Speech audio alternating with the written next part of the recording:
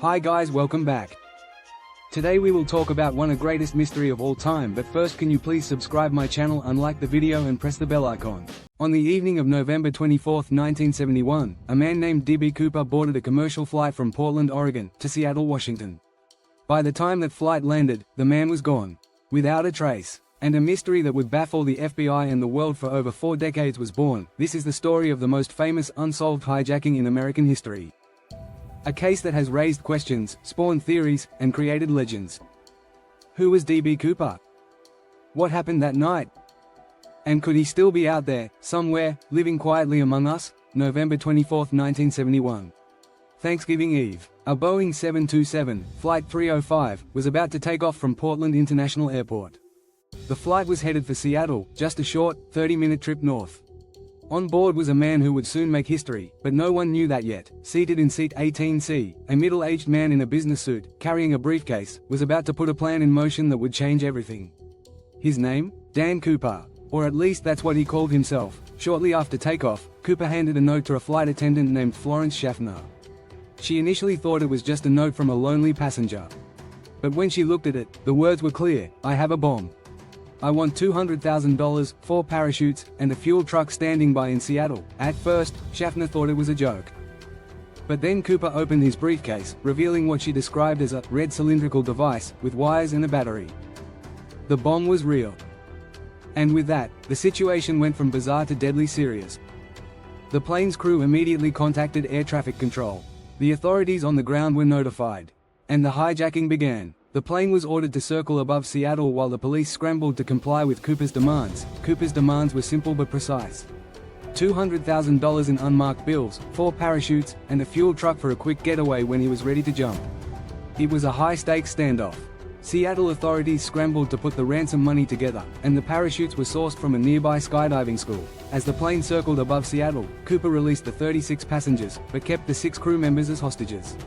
As soon as the ransom and parachutes were delivered, Cooper ordered the plane to take off again, heading toward Mexico City, but with a twist. After the plane took off, Cooper instructed the crew to lower the rear staircase, a feature unique to the Boeing 727.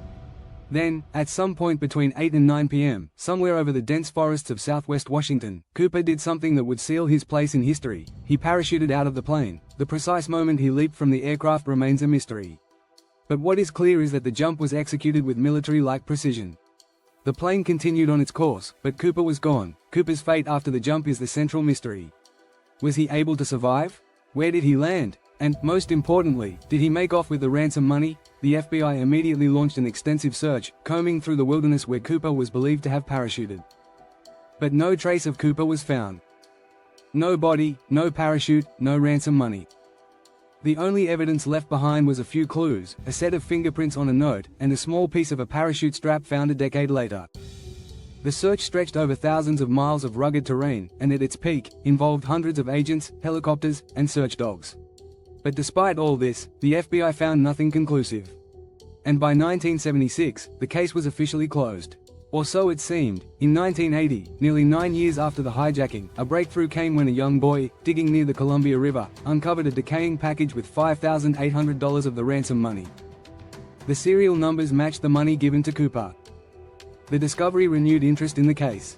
Was it proof that Cooper had survived and buried the money? Or was it simply debris from a failed escape? Theories about Cooper's fate exploded once again. Had he survived the jump, or had he been killed by the elements? Over the years, hundreds of theories have emerged about the identity of D.B. Cooper. Some say he was a career criminal, others a military paratrooper. One of the most popular theories is that he was a man named Robert Rackstraw, a former Army veteran who had the skills to pull off the hijacking. But despite years of investigation, no definitive evidence has ever linked any suspect to the case. There's also the theory that Cooper might have been someone with a deep understanding of the 727 aircraft. He knew exactly how to parachute out of the plane, evade detection, and disappear into the wilderness. But, despite the numerous investigations and suspects, no one has ever been charged, and the true identity of D.B. Cooper remains elusive. The D.B. Cooper case remains one of the greatest unsolved mysteries of the 20th century. Over the years, it has inspired countless books, documentaries, and even a number of fictionalized portrayals in films and TV shows. But the question still lingers: who was D.B. Cooper? Did he survive the jump? And if he did, is he out there, somewhere, living among us? The legend of D.B. Cooper is more than just a story of crime, it's a story of mystery, adventure, and the unknown. And perhaps the most intriguing part of the story is the fact that it might never have an answer.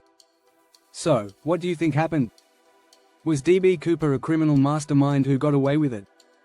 Or did something go horribly wrong for him after that daring jump into the night? Let me know your thoughts in the comments below. And don't forget to like, subscribe, and hit